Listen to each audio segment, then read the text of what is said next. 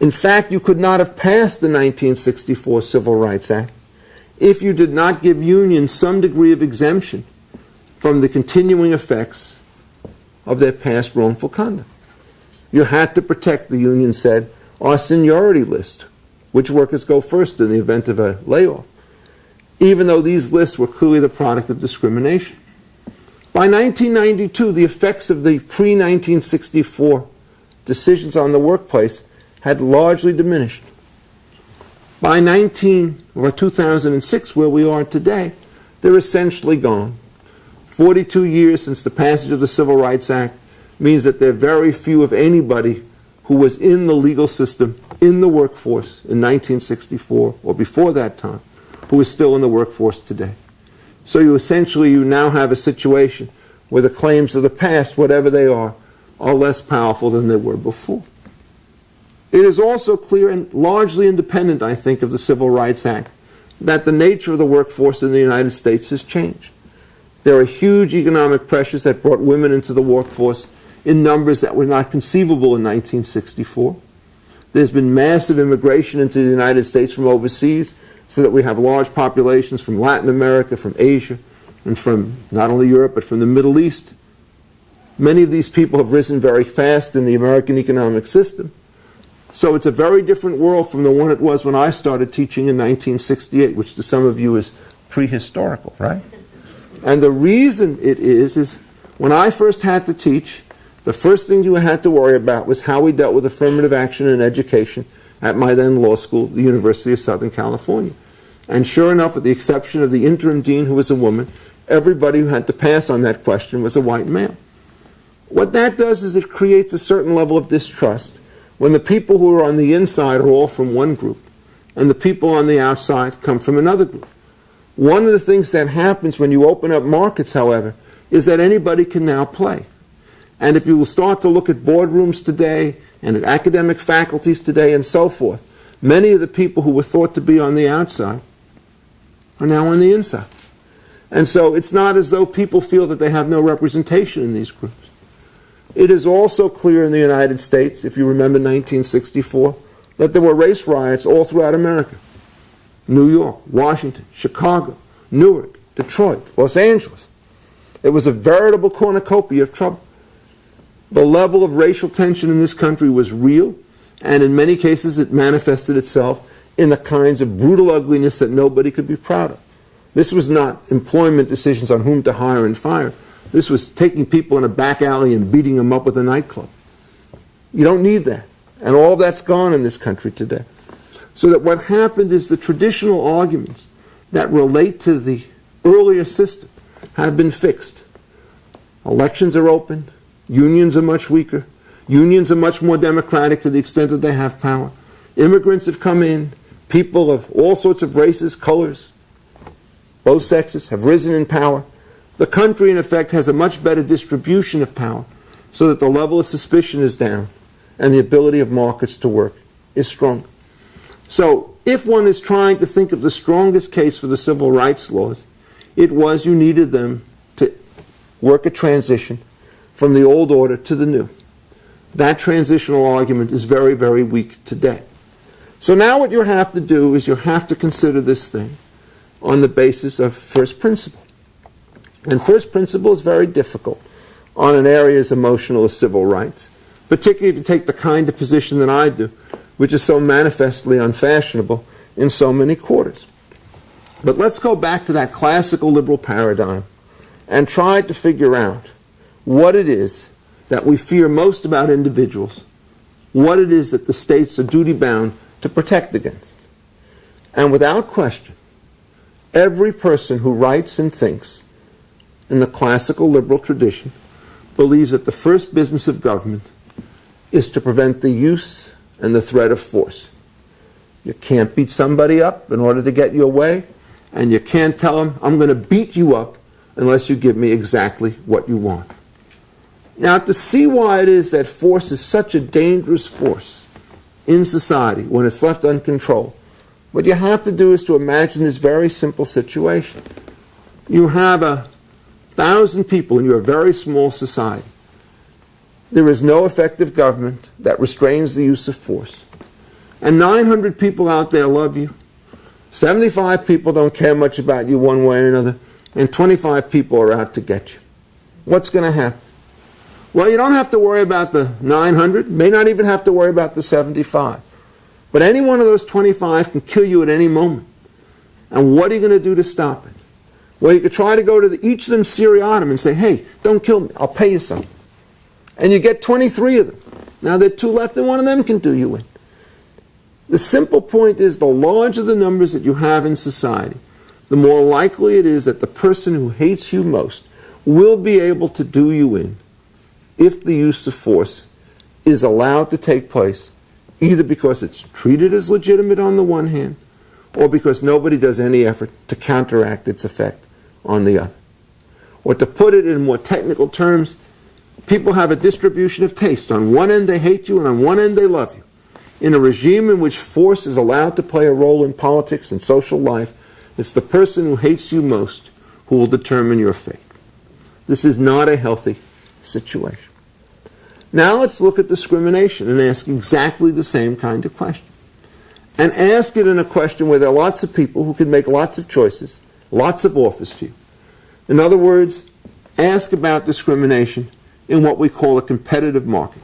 For those of you sitting in the front row, a competitive market means there are lots of employers who could offer positions to workers and lots of different workers who can take positions with the employers.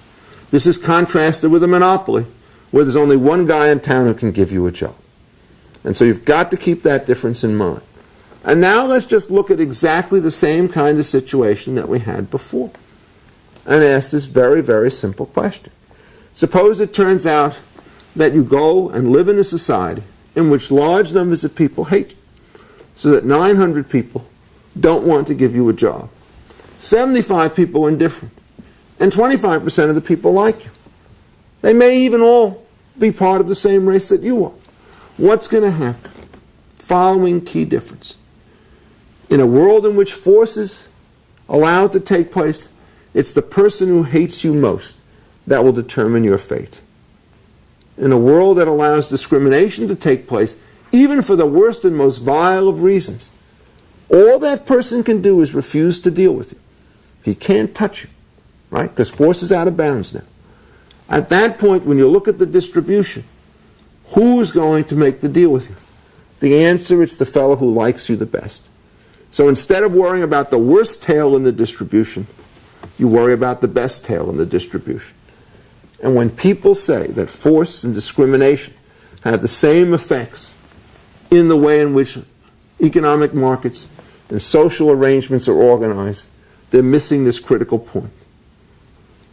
In large number situations, the more people you have, the more likely it is that there'll be somebody out there who will start to like you.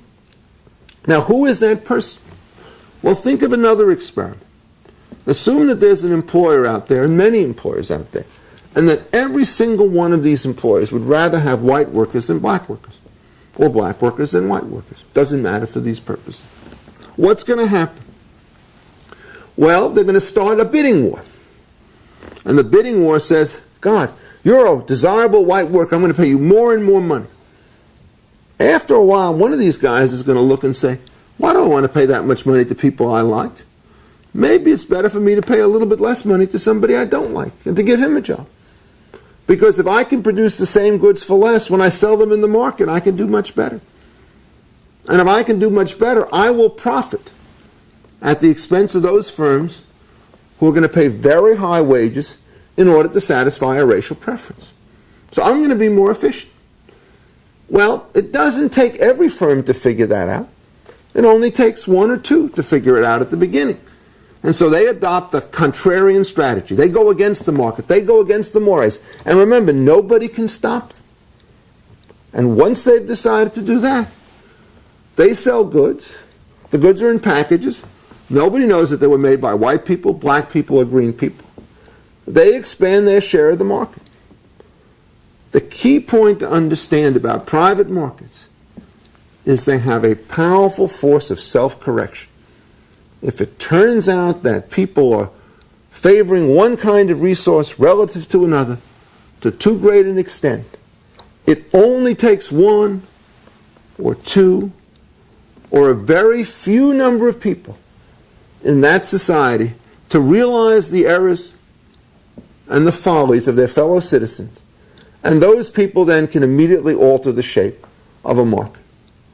So that the basic argument that you have is, if in fact you allow the discrimination to take place, it's going to sort itself out very quickly, so long as you do not have the government hand on the till, which tells you what kind of contracts you have to make, whom you have to hire, and what you have to do. Now, why is it that I have some confidence that this is not just an idealized version of the way in which the world works? I think the reason is because if you start to look at the way in which business works, what you have to understand about agreements is they're not sterile acts. When somebody hires you as a teacher, they're not paying you $100 to get only $100 in benefit. They hope to get something more from that.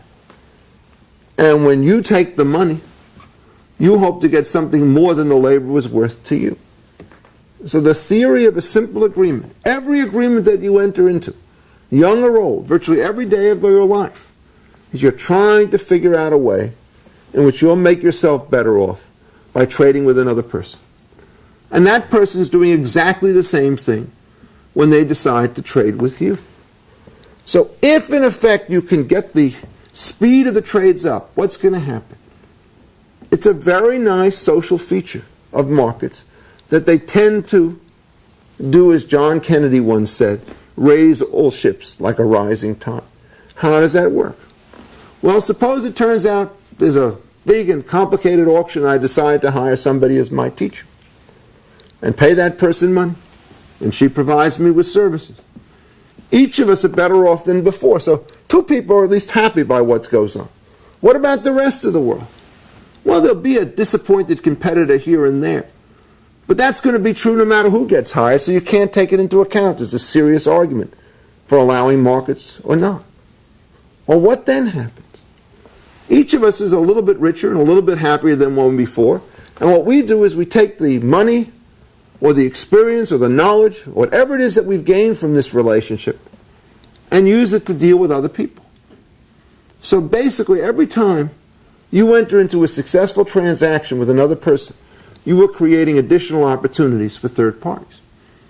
And this means that what we call the external effects, the effects on people who are not party to the transaction, are favorable. Markets have favorable effects with respect to strangers. And this means, in effect, that their gains are not confined to the parties who have. There's also another feature about markets, which is that they are repetitive. This is like a dog that has learned a trick.